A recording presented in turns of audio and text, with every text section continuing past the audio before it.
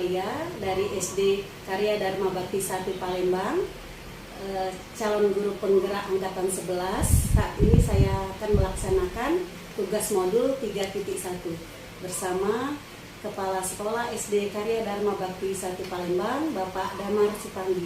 Selamat pagi Pak Damar. Selamat pagi. Apa kabar nih Pak?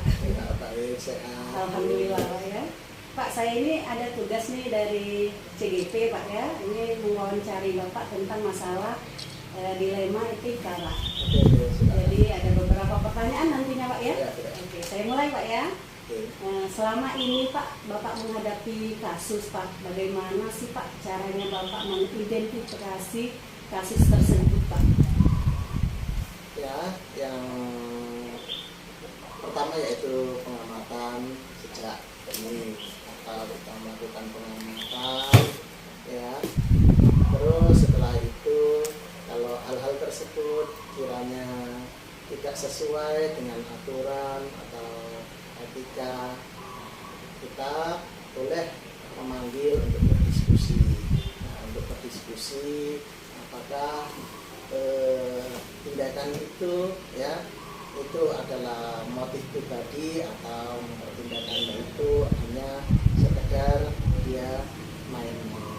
Dengan cara seperti itu kita dapat mengidentifikasi awal, tahu apa motif dibalik itu. Kalau itu pikirannya ada bermasalah, kita bisa kasih motivasi yang benar untuk. Jadi dengan cara dipanggil dulu personalnya Pak ya? Ya. Oke, dan pertanyaan selanjutnya Pak, bagaimana nih Pak, misalnya ada dua kasus nih Bapak hadapi sama-sama penting nih menyangkut kepentingan mengambil kebijakan yang harus Bapak lakukan. Apa yang Bapak akan lakukan? Yang saya lakukan tentu kami akan musyawarahkan ya masalah tersebut kan sama-sama penting, tapi kita perlu mengambil langkah prioritas yang kita prioritaskan yang mana yang akan didahulukan ya, yang mana yang berat itu yang mana akan didahulukan. Terus dalam hal itu kita harus ada musyawarah kalau hal itu berkaitan dengan kelompok, dengan lingkungan semua. Pilih dulu Pak ya yang mana penting, jadi yang terpenting dulu didahulukan. Skala prioritas. Oke, lanjutnya Pak, langkah-langkah apa sih ya biasanya Bapak lakukan untuk menghadapi kasus-kasus ini Pak? Langkah-langkah untuk menghadapi kasus ini yaitu ya seperti tadi kita amati, setelah itu kita dalam hal tersebut kalau misalnya kita perlu lanjut kita bisa diskusikan. Kalau misalnya kita dalam menanganinya kita bisa menangani secara langsung. Kalau misalnya bisa kita langsung, kalau nggak bisa kita bisa dengan cara bermusyawarah. Bermusyawarah sehingga kita ketemu titik masalahnya, kita bisa bersama-sama menanganinya.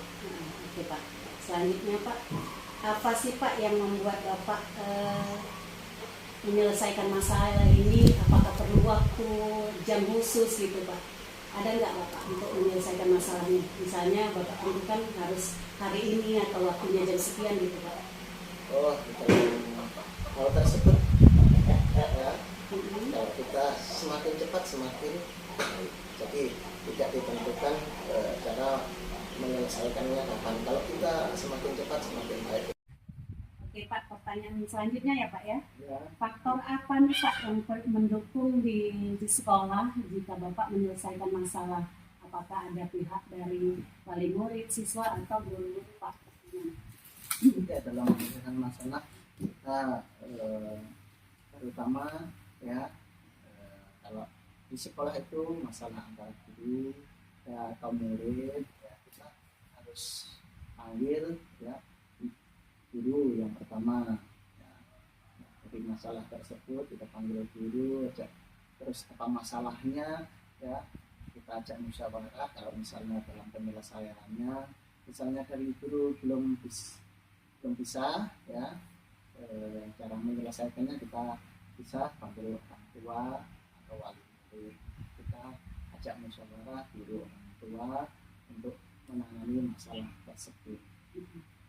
Oke. Kalau misalnya dari itu juga belum, kita juga bisa ya dibagi yayasan pihak lain.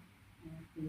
Bertahap Pak ya, jadi ya menyelesaikannya, dipanggil dulu gurunya, muridnya, walinya, terus kalau yang nggak selesai juga baru kita minta pertimbangan yayasan gitu. Oke, pertanyaan terakhir nih Pak, menurut Bapak dari pembicaraan kita tentang dilema etika ini Pak, hal penting apa yang bisa Bapak ambil, pengalaman apa yang saat Bapak memutuskan suatu masalah gitu? Ya, dari rangkaian pertanyaan tersebut dapat kita ambil kesimpulan yang penting, yaitu kita harus yang pertama sebelum terjadi masalah, yaitu kita harus ada pencegahan. Setelah itu kita harus pawai dalam mendeteksi masalah tersebut, ya, dalam mendeteksi masalah, atau ya, kita harus bisa mendeteksi masalah sejak dini, ya, sebelum masalah itu besar. Kita sebelum masalah menjadi besar kita harus tahu. Nah, di situ setelah itu kita tahu cara menangani masalah tersebut atau solusi dari masalah tersebut. Bila kita bisa selesaikan secara langsung, bila tidak kita perlu adanya musyawarah antar kelompok, kita akan musyawarah antar kelompok, karena biasanya masalah itu ya ada masalah pribadi, ada masalah bersama. Kalau masalah bersama kita ajak ya, kita perlu musyawarah untuk menyelesaikannya. Itu karena menyelesaikannya juga secara bersama. Seperti itu.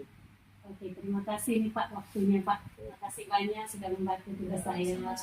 Selamat siang Pak. Selamat siang. Oke, terima kasih. Demikian tugas dari kami modul 3.1. Sampai ketemu lagi.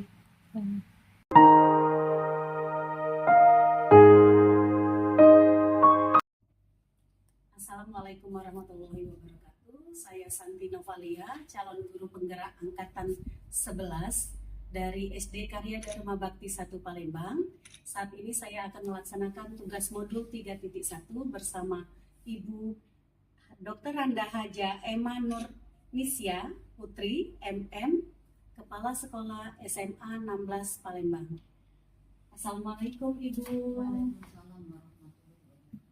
Apa kabar nih Bu? Alhamdulillah. Iya, Bu, ini saya mengganggu waktunya Bu. Jadi saya minta tolong sama Ibu, kami ini kan ada tugas modul 3.1 ini tentang wawancara Bu. Nah, jadi mohon bantuan Ibu, ada beberapa pertanyaan yang mau saya tanyakan ke Ibu. Ya, mohon izin ya Bu ya. Ini yang pertama nih Bu. Dalam menghadapi kasus dilema etika nih Bu ya, bagaimana Ibu mengidentifikasi masalah kasus-kasus itu? Kok saya bertanya, kalau kamu ya kalau siapa namanya? Santi. Mbak Santi, kira-kira kalau dilema Etika.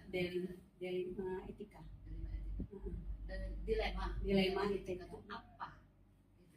Dilema etika itu tentang ini Bu, perbuatan seseorang yang menyangkut tentang tindakan individu. Ya, ini lari ke etika. Iya, larinya ke etika. Apa kira-kira dapat bertanya? Iya. Apa kira-kira yang membuat yang lebih condong itu apa kira-kira? Lari kemana kira-kira? Ke personal apa ke ininya? Ke personalnya biasanya. Oke, Ya, jadi bagaimana nih Bu cara mengidentifikasi kasus dilema etika ini Bu ya, untuk Ibu menghadapinya dalam menyelesaikan suatu kasus, bagaimana caranya Ibu mengidentifikasi masalah itu? Oke, terima kasih. Sebenarnya kamu ucapkan selamat dulu ya pada Ibu Iya. yang menjadi guru penggerak. Iya. Karena saat ini masih calon guru penggerak, nanti insya Allah berhasil menjadi guru penggerak. Seorang guru penggerak itu harusnya mempunyai nilai lebih ya daripada guru yang belum mereka menjadi calon guru penggerak. Artinya apa? lebih itulah yang mereka harus dari mana, dari attitude, dari knowledge-an, dari bentuk semuanya itu, dari pengetahuan, dari harus punya nilai lebih daripada guru. Kadang-kadang itulah yang masih belum disadari oleh para CGP ini, bahwa mereka sebenarnya harus seperti itu. Kadang-kadang secara umum basic pengetahuan juga harus lebih daripada yang lain. Tidak bisa mereka sudah menyandang label guru penggerak, tapi mereka masih tetap berjalannya soundingnya sama saja seperti yang guru yang belum terpilih menjadi guru penggerak. Artinya semestinya kalau ini ditujukan kepada mereka-mereka yang belum guru penggerak, kita harus sudah jelas. Artinya mereka tuh harus kita berikan pengalaman lagi, pembinaan lagi tentang etika. Bagaimana cara mengidentifikasinya? Ya, secara tidak langsung kita bisa lihat masalah itu, apakah ini termasuk masalah yang itu atau bukan, kita bisa lihat dari catatan-catatan. Ini Bu, pertanyaan selanjutnya Bu. Misalnya nih dalam satu waktu Ibu mempunyai 2 kasus nih Bu, yang Ibu anggap ini sama-sama penting nih, sama-sama penting untuk memutuskan sesuatu yang bijaksana ya Bu ya. Terus dianggap Ibu ini benar semua kasusnya. Bagaimana nih taktik Ibu untuk menghadapi kasus itu? Kembali bahwa kita punya acuan. Acuan itu artinya kita punya dalam hal ini aturan holdingnya itu. Artinya apa? Kita kembali kepada peraturan tadi. Walaupun sama-sama, mereka itu sama, seimbang, tapi kembali di peraturan yang kira-kira itu yang memutuskan itu. Jadi kita kembali ke peraturan. Kalau memang tidak sesuai dengan peraturan, ada dari Pergub, Permen, sama peraturan dari Dignas, ya itu kita harus kembali ke situ. Dan kita harus tutup mata legowo menghadapi memutuskan itu, karena memang sudah tahu. Artinya kita harus kembali ke peraturan. Itu lebihnya Selanjutnya Ibu ya, ini kan menghadapi kasus-kasus tadi Bu ya. Apa sih langkah-langkah Ibu untuk menghadapi kasus-kasus tersebut? Ya banyak sekali, di antaranya kita mengintegrasinya kan sebelum nyampe ke kita kasus itu mungkin ada orang-orang juga ya. Kalau memang harus sampai puncak sudah ada Bukti gitu. Iya, sebelumnya sudah ada peringatan atau apa atau misalnya apa. Tapi sebelum kita putuskan, biasanya saya selalu rapat terbatas dengan para stakeholder, jenis itu para wakil, para staf wakil, dan yang berkepentingan saya. Jadi keputusan itu bukan semata-mata keputusan Pak Sekolah, tapi memang harus dihasil keputusan bersama. Kita harus menampung pendapat ini. Mereka punya tugas masing-masing, tetapi mereka pun harus memberikan masukan dan memberikan masukan untuk sebelum kita memutuskan sesuatu. Jadi terakhir adalah rapat putusan hasil rapat bersama.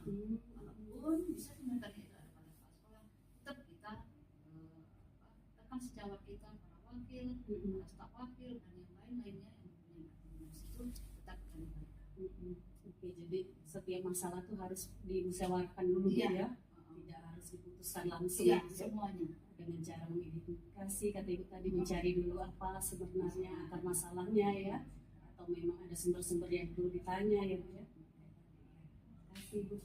Selanjutnya Bu, ini ada hal-hal yang penting Bu menurut Ibu dalam mengambil keputusan itu?